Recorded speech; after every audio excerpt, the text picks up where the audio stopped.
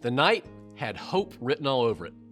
Anita and I had been married just over a year, and our hearts were full of hope for all the years of our life together still to come. We settled into bed for the night. Our hearts were full of hope for what God might do in our years of ministry that were still to come. And when we went to sleep that night, I knew I'd be preaching the next day. I was still a pastor at the time. It was Saturday night. I had a sermon on my mind, and I awoke with a startle about 11:30. Anita was stirring me to share the news. Her water had broken. All the months of training, the Lamaze classes, the anticipation, the coaching, the prayers, it was all coming into reality. This was the night with hope written all over it.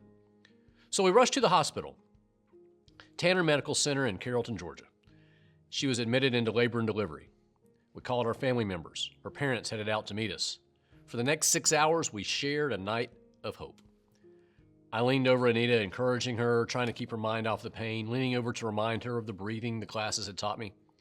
Her kind words to me, "Your breath really stinks, Alan," were just the first in a number of very kind things she said to me between midnight and 6 a.m. The most memorable was when I asked, "Does it hurt, honey?" Not a good question. At about 6:30 in the morning, Sarah Ann, our firstborn, arrived.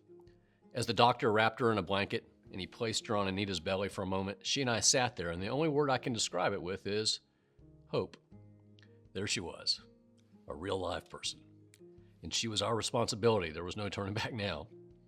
We had great hope. Hope of what God would do in the life of little Sarah Ann in the years to come. Hope for her schooling. Hope for her salvation. Hope for her growth and dreams and joys. Hopes for her future spouse. Hope for grandchildren. All that hope rolled up into one.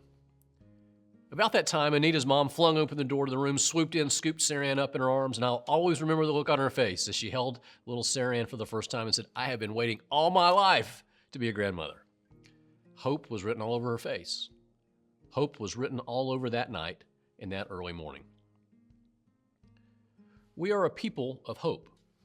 Hope for what lies ahead.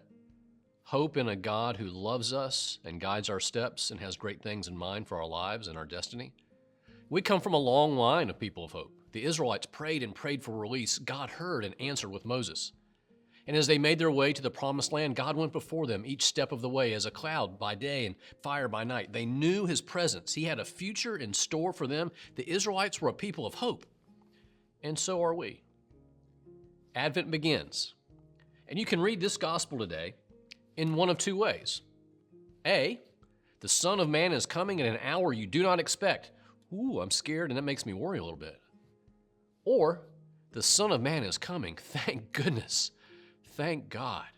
The child is coming. He is coming to us. He is coming for us. We are waiting, and we will be ready. He is our hope. Knowing that because we're ready, because we're waiting, the child will arrive. He will love us, and he will show us the way home to God.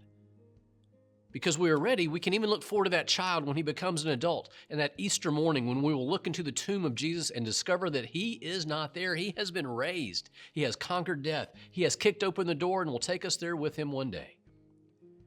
Ours is a God who has great plans for us in this life and even more in the life to come. We are a people of hope. God goes before us. To the future he leads us. Our hope is in him. Hope does not disappoint us because God's love has been poured into our hearts through the Holy Spirit who has been given to us. Romans chapter 5. Thank you, St. Paul. Jesus is coming. Indeed, the King is about to be born. God is coming to us. Jesus is coming for us. To the future he leads us. In faith we will follow him, knowing he has great things planned for our lives and our destinies. That is hope.